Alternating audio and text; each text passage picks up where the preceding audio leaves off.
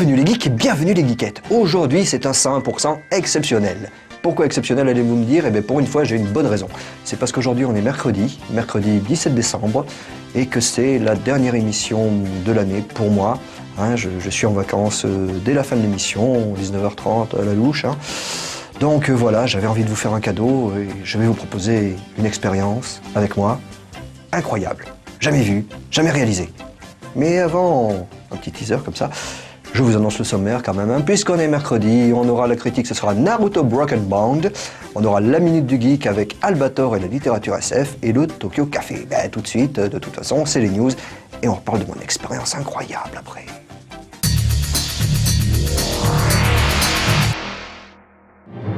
Plus que quelques jours avant Video Games Live.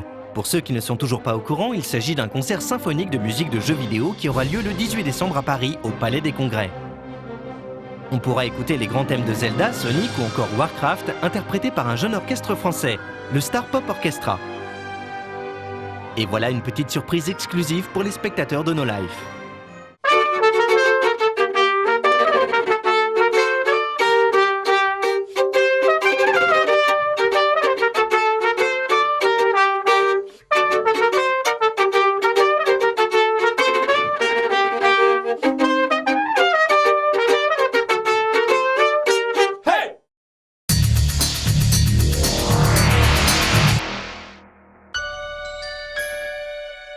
Alors la prochaine Ankama Convention, donc, qui sera la numéro 3, parce qu'il y a eu la 2 à Japan Expo, donc la prochaine sera la 3. Ça va se dérouler le 20 et 21 décembre de cette année 2008, donc juste avant les fêtes de Noël.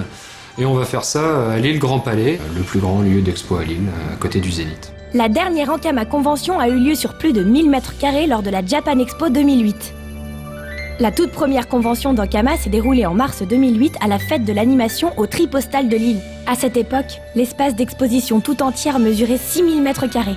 Exactement autant que l'espace de l'Ankama Convention 3. Ouais, c'est vrai qu'on passe du Tripostal à quelque chose d'un peu grand luxe, mais justement en fait le but c'était de plus être limité par tous les salons en fait. À chaque fois là, qu'on faisait une convention, on le faisait dans le cadre d'un salon.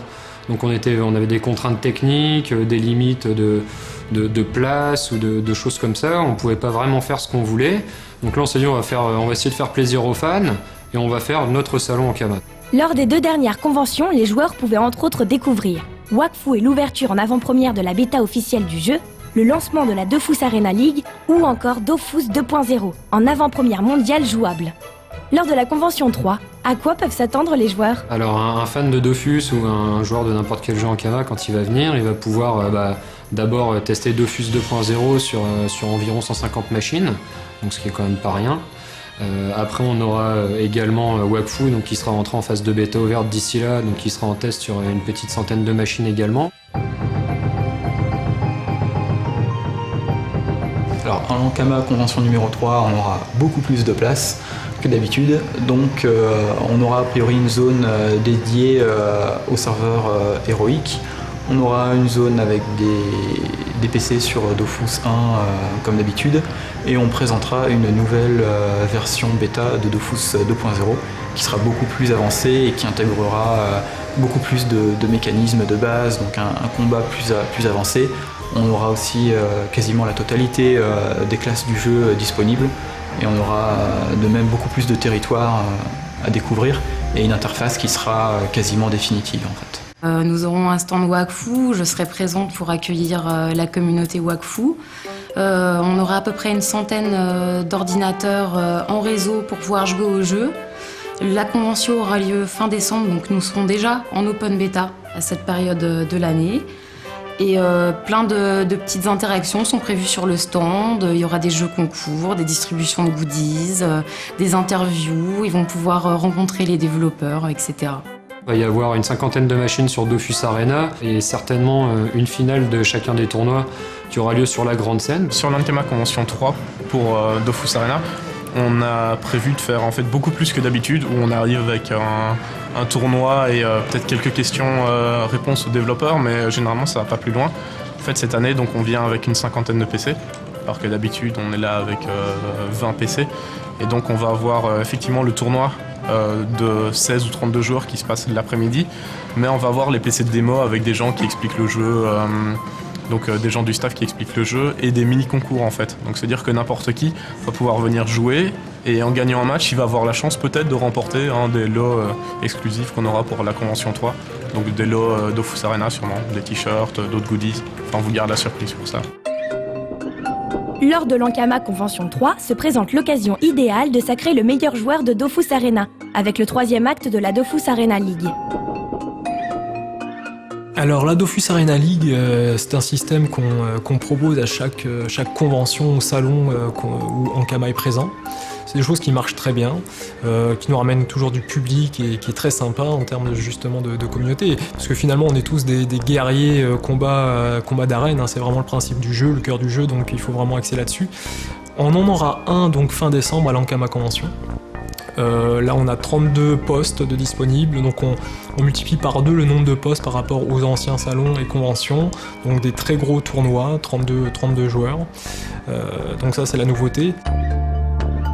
À chaque convention, les visiteurs pouvaient aussi découvrir les nouveautés BD et manga, la série animée Wakfu en avant-première ou encore des concours de cosplay.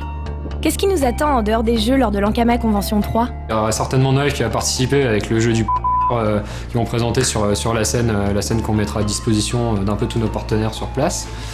Et après, donc un gros espace détente sympa avec comme d'habitude de la pluche, moyen de découvrir les BD, des choses amusantes, un petit peu plus ludiques. Et enfin, la salle d'animation donc, dans laquelle on projettera du dessin animé Wakfu. Chaque convention avait un sujet particulier. Le premier était le menaçant chevalier noir et le second les démoniaques chouchous de Rouchou. Cette année, on se croirait à la principauté de Transylvanie. Alors la thématique de la convention, donc c'est la thématique les vampires. Donc l'idée était justement de partir d'un épisode phare de la série Wakfu.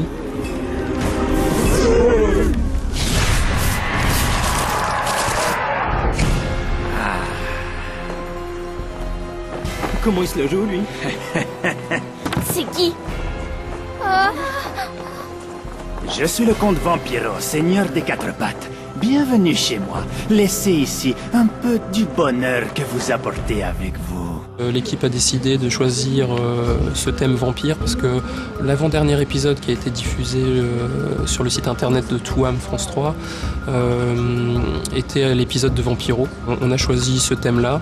Ça nous permettra en fait à la convention de à la fois présenter l'épisode et puis à côté de montrer justement le donjon qui aura aussi dans le jeu orienté sur les vampires. On présentera aussi le jeu de cartes en fait. Donc, qui aura toute une sélection d'éléments orientés justement sur les vampires.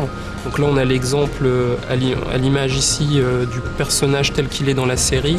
Et là justement ici on peut le voir tel qu'il est en sprite dans le jeu. Donc on peut tout de suite remarquer qu'il y a des différences de proportions, il y a des réajustements graphiques volontaires pour des raisons techniques et pour des raisons graphiques. Donc il y a quand même des différences, des passerelles, des points communs, mais des différences graphiques. Alors, je vais vous montrer un aperçu des monstres prévus pour le donjon, en sachant que là, comme vous pouvez le voir, c'est un peu chargé, c'est-à-dire que là c'est encore des recherches, tout ne sera pas validé, tout ne sera pas forcément utilisé tout de suite. Donc là c'est un petit aperçu finalement même de notre méthode de travail. C'est-à-dire que là finalement si on regarde bien, j'ai designé un modèle masculin, un modèle féminin que j'ai décliné pas à l'infini mais plusieurs fois. Donc là l'idée finalement c'était d'avoir une base de corps identique. Donc nous techniquement ça nous permet de pas non plus animer, comme là on voit qu'il y en a énormément, ça nous permet pas d'animer 36 vampires différents. Donc là avec cette base de masculine, féminine, j'ai décliné différentes coupes de cheveux pour arriver quand même à les distinguer dans le jeu. Donc là c'est un petit exemple, en plus il y a des clins d'œil, c'est des coupes de cheveux qui évoquent des personnages connus. Je ne dirai pas les noms, mais ça peut se remarquer. C'est pas des vampires immatures, c'est des bouffetoniqueurs.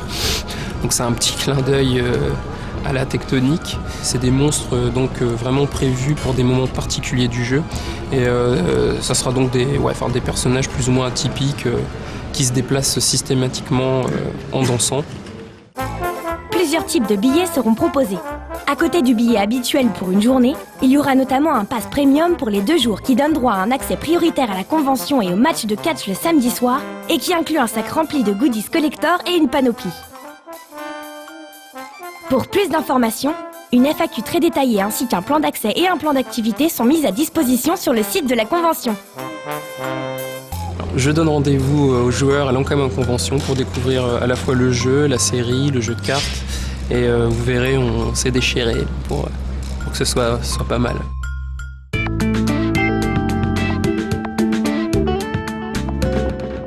Vous vous en souvenez certainement, il y a quelques semaines, Davy a réalisé un exploit en matière d'interactivité puisqu'il a joué avec vous à pierre, feuille ou peut-être même ciseaux. Je savais que je pouvais faire mieux, que je pouvais faire beaucoup mieux. J'ai donc demandé à Cyril Lambin, qui a découvert une faille, un défaut de conception dans certaines des box ADSL grâce auxquelles vous me regardez. Je suis en mesure, je vais le faire, je vais venir chez vous, chez toi. Oui, forcément, c'est pas parce que je vais passer au travers de la caméra, sortir par votre écran de télé ou de PC, que forcément je vais me cloner, hein. Non, ça c'est pas réaliste. Ce que je vais faire, je vais traverser l'écran, apparaître dans votre vie, ça c'est de la vraie télé-réalité. Vous allez voir. D'accord, donc en fait là Benoît, excuse-moi, je t'interromps un peu, mais tu es en train de faire croire aux téléspectateurs que grâce à un défaut de fabrication de leur box ADSL, tu vas aller chez eux, comme ça. Je ne vous le fais pas croire, je vous demande de me croire, car je vais vous le prouver. D'accord, mais d'un autre côté aussi, tu as quand même oublié d'annoncer la rediffusion de la soirée Megaman ce soir. Mais tu peux te téléporter chez les gens, enfin, grâce au défaut de fabrication des box. Non, la téléportation c'était un autre plateau, ça on n'en parle plus. C'est Cyril Lambin, je te dis, c'est Cyril Lambin. Il a testé le truc, ça marche sur les souris. Il n'y a pas de raison que ça marche pas avec moi. Okay, et puis en plus, la rediff de Megaman, j'avais prévu de l'annoncer sur le plateau de fin, parce que forcément, c'est juste avant la rediff, ou un petit peu après, tant d'un clip ou deux. Mais de toute façon, vous le saviez, qu'il y a une rediffusion de la soirée Megaman. Tu vois, en plus que je l'ai annoncé. Ok, d'accord, bon, on verra ça le prochain plateau alors. Ouais, quand tu veux, tu viens, et puis...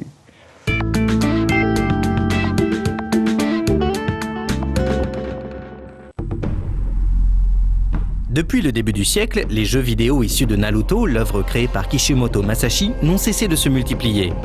C'est certainement le signe le plus évident de la bonne santé de la série, qui fonctionne quels que soient les pays dans lesquels elle est diffusée. Dans le jeu vidéo, on distinguait jusqu'il y a peu 2 grandes lignées de jeux Naruto. D'une part, les Gekito Ninja Taisen, édités par Tomy, et d'autre part, les Naruto Ultimate, développés par Cyber Connect 2 pour le compte de Namco Bandai Games. Sur les consoles HD, la répartition est aujourd'hui un peu différente. En cette fin d'année, 2 jeux se distinguent par leur sortie en exclusivité sur l'une des 2 consoles next-gen du moment.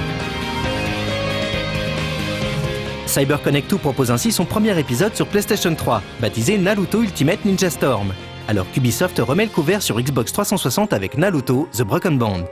Ce dernier est la suite de Rise of a Ninja, sorti il y a tout juste un an. Plutôt qu'une comparaison stricte qui n'a pas franchement lieu d'être étant donné l'exclusivité à un support donné, on va faire un parallèle entre les 2 jeux.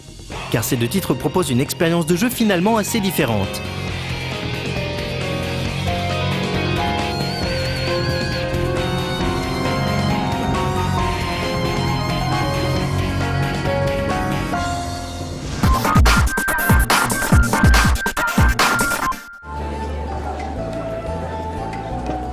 Pour la première apparition de la série sur PlayStation 3, Cyber Connect 2 a choisi de repartir de zéro.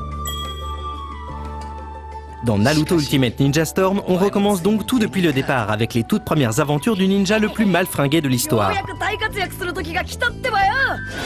De ses premiers entraînements avec Kakashi en passant par l'examen pour devenir Chunin, sans oublier ses premières rencontres avec Orochimaru, puis Itachi et la bataille grandiose contre Sasuke. On constate en effet quelques oublis assez incompréhensibles comme le combat contre Zabuza et Haku qui est pourtant l'un des premiers moments forts de la série. Du coup ces personnages ne sont pas jouables et on le regrette. Le jeu suit malgré tout plutôt fidèlement l'œuvre originale, notamment lors des combats qui s'avèrent souvent épiques.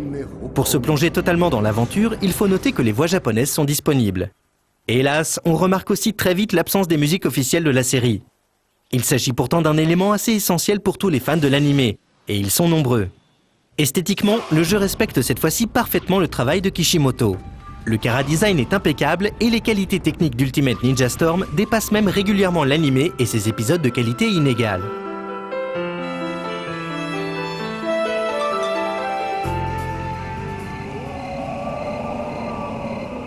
Du côté de chez Ubisoft, l'affaire se présente différemment.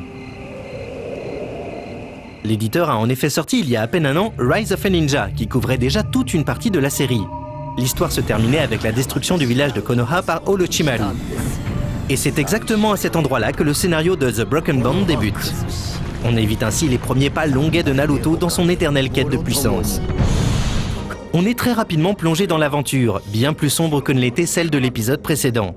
Et pour cause, The Broken Bond couvre une partie plus noire de la série. En témoigne la mort du 3e Hokage dès les premières minutes de jeu. Comme le jeu suit fidèlement la trame scénaristique de l'œuvre originale, on va très vite se retrouver aux côtés de Jiraiya pour acquérir de nouvelles techniques. Puis on partira à la recherche de Tsunade avant de se confronter à Orochimaru, Itachi et Kisame et bien d'autres personnages. Comme pour Ultimate Ninja Storm, l'histoire débouche sur le fameux combat entre Sasuke et Naruto, qui conclut en quelque sorte la première partie de l'anime, celle de l'enfance du ninja. Comme le jeu couvre un pan de l'histoire finalement assez réduit, toutes les scènes de la série ou presque sont présentes dans le jeu, tout comme la plupart des personnages. A noter qu'il manque tout de même quelques protagonistes importants à l'instar d'Hinata et Guy.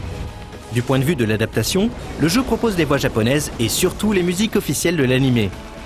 On regrette par contre que la modélisation des personnages clés de la série soit aussi vilaine. D'autre part, les personnages créés de toutes pièces pour les besoins de l'histoire manquent singulièrement de charisme. Mais n'est pas Kishimoto qui veut, malgré ce que pensent les détracteurs de la série.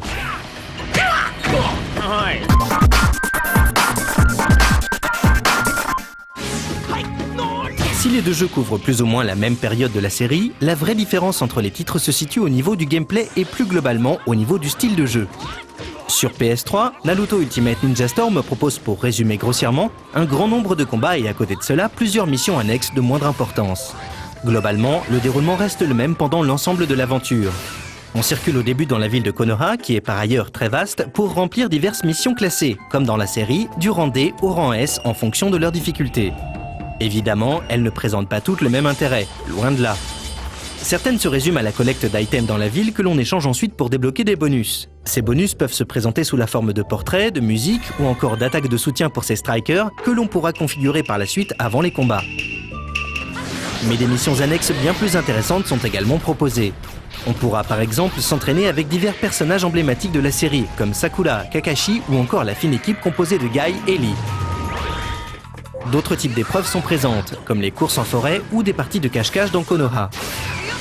Toutes ces petites missions permettent de gagner de l'expérience et de débloquer les missions principales. Et ces dernières se présentent sous la forme de grands combats permettant de faire avancer le scénario. Et c'est dans ces combats majestueux que Naruto Ultimate Ninja Storm prend tout son sens. Ces phases de baston sont en effet tout bonnement impressionnantes. Tout d'abord visuellement, elles exploitent à merveille les capacités de la PS3 et atteignent un niveau graphique surprenant, surtout sur une télé HD. C'est fluide, très dynamique et les animations surpassent encore une fois régulièrement ce que l'on voit dans l'anime. On saluera le travail remarquable effectué sur les attaques spéciales de chaque personnage qui font honneur à l'œuvre de Kishimoto. Et que dire des gigantesques combats entre invocations qui sont absolument grandioses.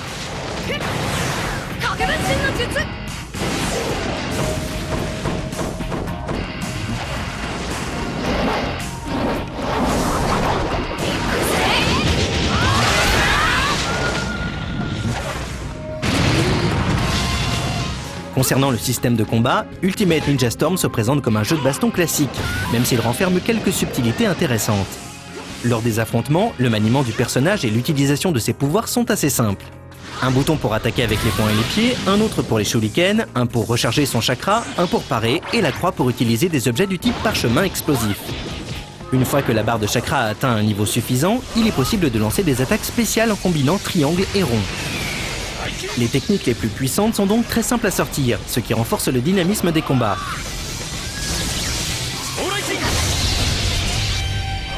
Par ailleurs, on peut également faire rentrer nos personnages dans une sorte de rage. Sasuke se laissera envahir par la force du côté obscur, Naruto passera en mode Kyuubi et ainsi de suite. Les offensifs font alors beaucoup plus mal qu'auparavant. Mais là où on peut faire la différence lors des combats, c'est plutôt dans l'utilisation des strikers. On en a en permanence 2 à ses côtés et on fait appel à eux grâce aux gâchettes L1 ou R1. Il est possible de s'en servir de plusieurs manières différentes. Soit on les envoie pour appuyer ses propres attaques, soit on s'en sert pour casser un combo d'un ennemi un peu trop offensif. Les combats sont donc plus fins qu'il n'y paraît et on passera un petit temps à explorer toutes les techniques possibles. De toute façon, c'est tellement beau qu'on en redemande après la fin de chaque combat.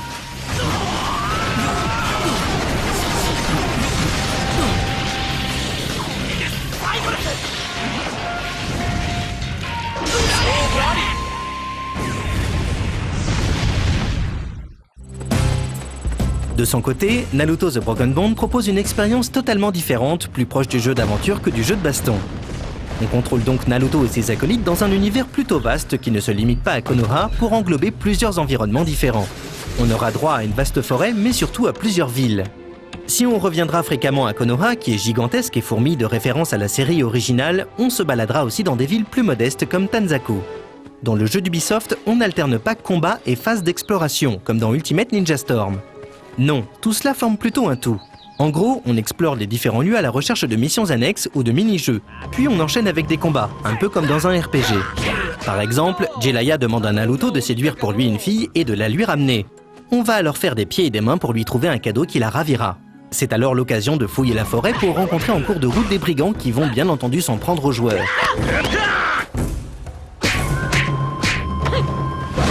Une fois la mission réussie, on continue notre chemin pour rencontrer Itachi, ce qui fera grandement avancer le scénario. Ces phases d'exploration ne se limitent pas à Naruto, comme dans Rise of a Ninja. On pourra constituer une équipe avec des partenaires tels que Shikamaru, Kiba et plusieurs autres persos. Au cours de mission, on devra ainsi utiliser les pouvoirs spécifiques de chacun pour franchir certains obstacles. Naruto utilisera par exemple ses clones pour former un pont et Shikamaru son ombre pour atteindre des endroits normalement inaccessibles. Parallèlement à ces petites missions, on pourra aussi s'essayer à de multiples défis. Il faudra par exemple réaliser le meilleur temps possible lors des déplacements dans la forêt ou encore obtenir le meilleur score à plusieurs mini-jeux. Ces derniers sont peu nombreux mais permettent de diversifier le gameplay. Du lancer de shuriken sur une cible mouvante au jeu de rythme style Guitar Hero, ces petits à côté interactifs sont sympathiques et permettent de s'enrichir. L'argent servira essentiellement à se procurer de nouveaux objets à utiliser en combat, mais aussi à améliorer ses capacités. Outre ces phases d'exploration, The Broken Bond se rapproche aussi d'un RPG dans sa manière de booster les aptitudes de ses combattants. Chaque combat gagné permet d'accumuler de l'expérience. Expérience qui sert à augmenter sa barre de vie, de chakra ou la puissance de ses techniques les plus évoluées. Enfin, dernier point important, les combats sont eux dans la veine de Rise of a Ninja. En gros, on a le droit à des 2 contre 2 classiques au cours desquels il est possible de faire intervenir un autre personnage afin de réaliser des combos à 2 ou de prendre sa place. Le système se veut assez accessible. On enchaîne les coups avec X et Y, on part avec rond et on déclenche les jutsu en rentrant des combinaisons avec les 2 sticks. Mais dans le jeu, ce qui est primordial, c'est la gestion de son chakra. Au fur et à mesure que l'on donne et reçoit des coups, des techniques de plus en plus efficaces sont disponibles. On peut ensuite les déclencher en fonction de la quantité de chakra restant. Des sortes de mini-jeux apparaissent alors. Il y a des QTE, mais également des jeux de précision où il faudra fixer un cercle sur l'adversaire qui tentera, lui, de s'enfuir.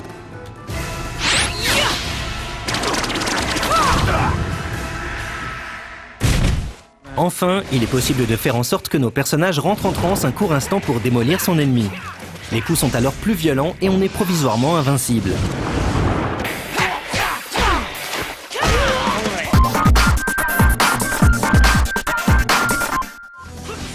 Les 2 jeux sont des adaptations plutôt réussies de l'univers de Naruto, mais chacun possède sa propre identité. Naruto Ultimate Ninja Storm est un jeu de baston esthétiquement éblouissant, qui propose un gameplay simple mais très efficace. Si les quêtes annexes s'avèrent souvent assez pénibles à effectuer, on se console en attendant avec impatience chaque combat. Les seuls vrais reproches que l'on pourrait émettre concernent le manque de cinématiques, pour faire la transition entre les phases en ville et les combats, mais également l'absence de mode online. C'est dommage, car on aurait aimé expérimenter les bastons grandioses avec des potes à distance. On se contentera donc du 1 contre 1 en local. Naruto The Broken Bond tient, lui, plus de jeux d'aventure que du jeu de baston. On appréciera donc les vastes environnements très détaillés, la présence de mini-jeux, de quêtes variées, même si elles sont trop souvent fastidieuses, ainsi que les affrontements entre invocations. C'est spectaculaire et on en réclame toujours plus tant ces instants épiques sont plaisants à jouer. On regrettera par contre la modélisation de certains personnages, mais aussi le manque de souplesse des combats, autant au niveau des animations que du gameplay. Bon, au final, le joueur optera pour l'un ou l'autre des jeux en fonction de la console qu'il a, les 2 étant de vraies exclusivités pour Sony et Microsoft. Pour ceux qui possèdent les 2 machines HD, il faudra plutôt choisir en fonction de l'expérience que l'on souhaite vivre, accès aventure ou action.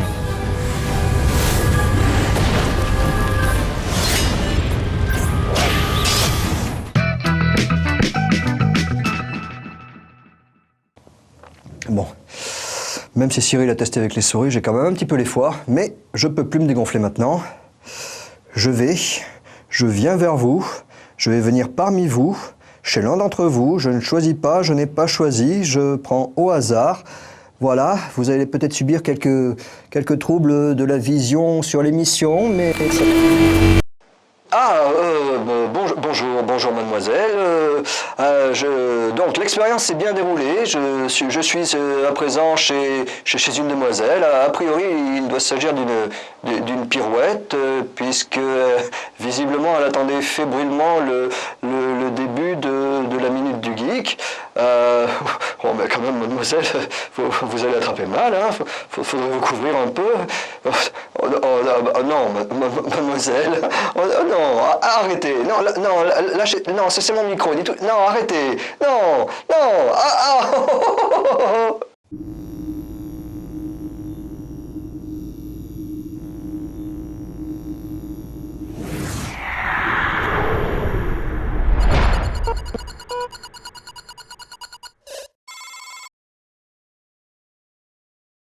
C'est quoi? Quoi? C'est quoi? Quoi? La série Firefly. Ouais. Tu vois? Ouais. Captain Mal. Ouais. Bah, quand même, c'est quand même une copie d'Albator, quoi. On voit quand même qu'ils ont tout piqué à Albator. Et je trouve ça pas très bien. Ouais, mais Matsumoto, lui, il avait d'abord tout piqué à George Lucas et à Star Wars, alors.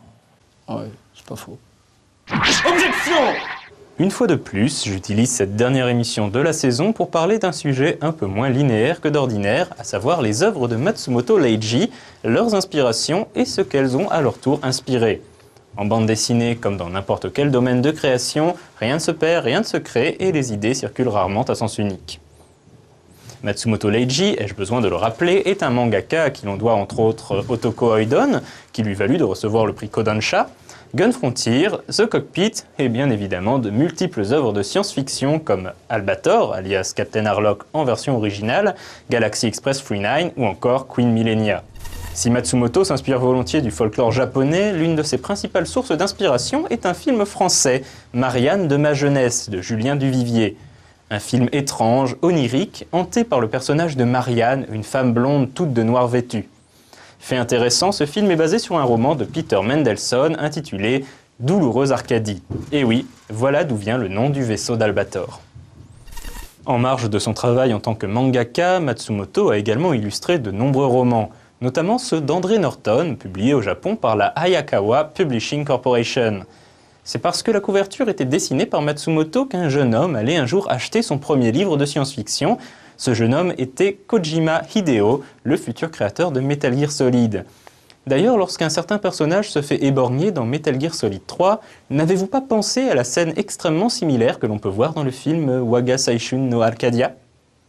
Toujours est-il que désormais, c'est au tour des auteurs français, notamment de SF, d'être inspirés par Matsumoto Leiji. La preuve avec ces deux exemples récents, Les Maîtres des Brisants, d'Eric Lhomme, une saga de space opéra destinée à un lectorat plutôt jeune, dans laquelle on retrouve un capitaine au cœur d'or nommé Wranken de Xintrailles, un nom qui ne s'invente pas. L'autre exemple, destiné quant à lui à un public adulte, se nomme Arcadia, ce qui annonce tout de suite la couleur.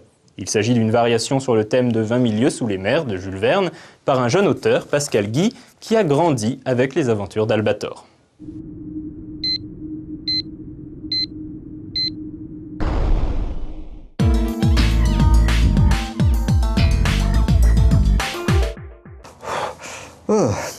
Pardon. Donc une expérience qui a bien marché. Je voudrais juste dire à Julien Pirou, désolé, une pirouette en moins, une bonnette en plus. L'important, c'est que notre public soit satisfait plusieurs fois. Mais ce n'est pas tout ça. Nous avons encore nous livré à cette petite expérience, somme toute bien sympathique et qui fonctionne très bien. Alors attention, préparez-vous, hein, j'arrive. Voilà, en même temps c'est le Tokyo Café maintenant, donc ça devrait être... Donc encore une fois, le processus s'est bien déroulé. Je suis chez Bonjour Monsieur. Oui, non, c'est pas moi. Non, monsieur, non, arrêtez, non, les studios, à moi, au secours, Papa Noël.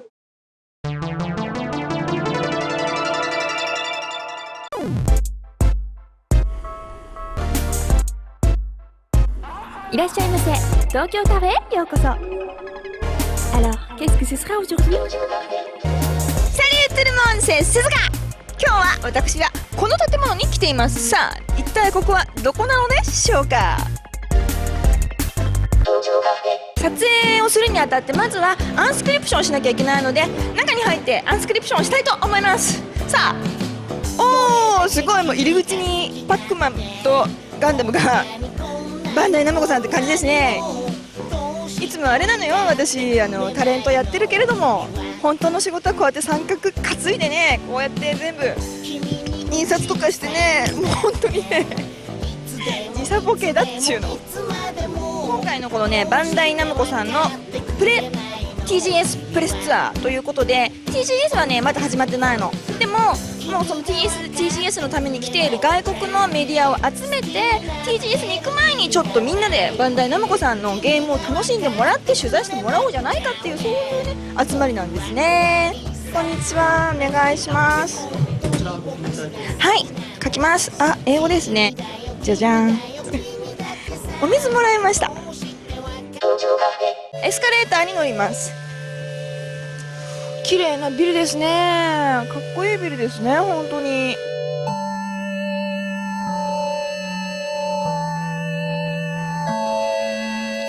Examination season, we have snow every year.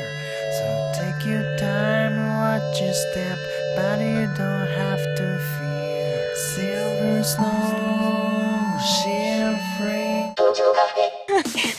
クレーンゲームがしたい。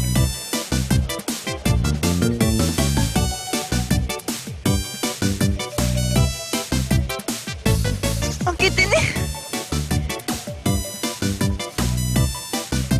今のはねわざとなんです。あー、わざとですよ。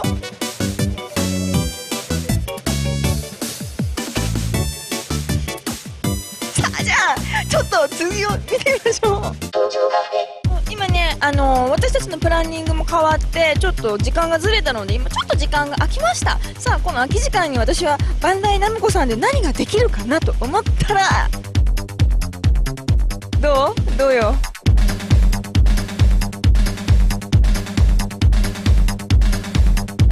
おー、鉄拳3が出てますね。ナムコといえばゼビウスですよ。私もすごいねシューティング好きじゃないんだけど、これゼビウスすっごいむちゃむちゃ遊んだ。なんてかっていうと、私のお兄さんがゼビウス大好きで一緒に遊んだ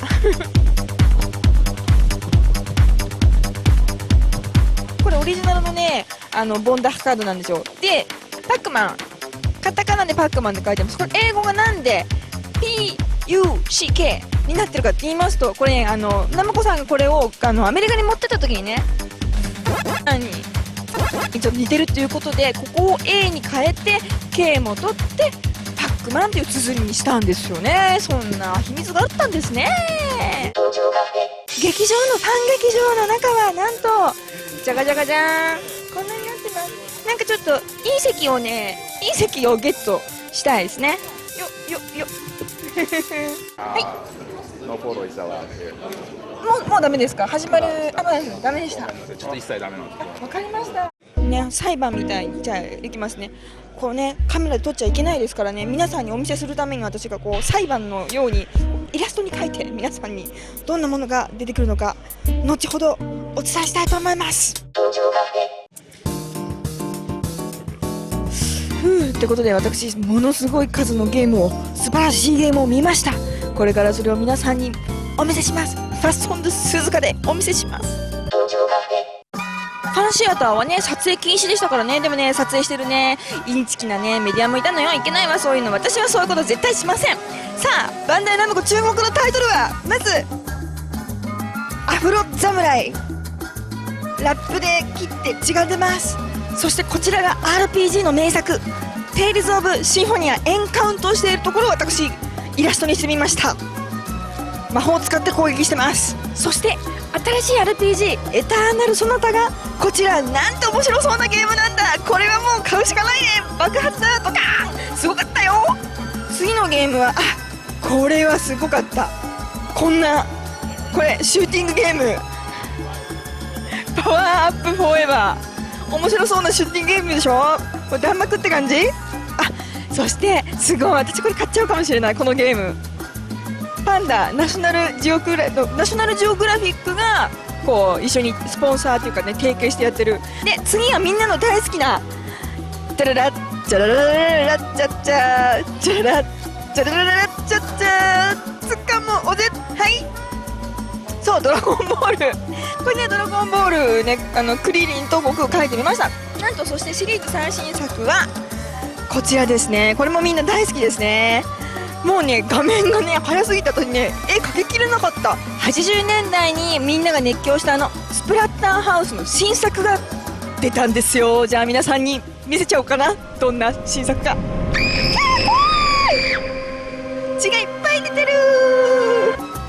みんなこれでバンダイナムコのゲーム買いたくなったでしょ。これでバンダイナムコさんでの仕事も終わりました。鈴鹿任務完了です。ふぶねこむぶれ。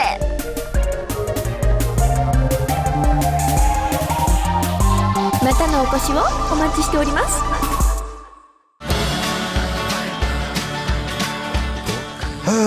Oui, et oui les geeks et les geekettes, c'est déjà la fin de ce 100% exceptionnel, le dernier 100% de Benoît de l'année, et c'est aussi la fin de cette expérience d'interactivité. Si Davy a envie, je peux lui laisser faire, hein, ça, il n'y a pas de souci. Moi, je vais rentrer chez moi regarder la rediffusion de la soirée Megaman. Et puis, je vais vous souhaiter de très très bonnes fêtes de fin d'année, un joli Noël. Je vous fais plein de bisous. Et puis, je vous dis à l'année prochaine, si tout va bien. Gros bisous. Même à toi. Et surtout à toi.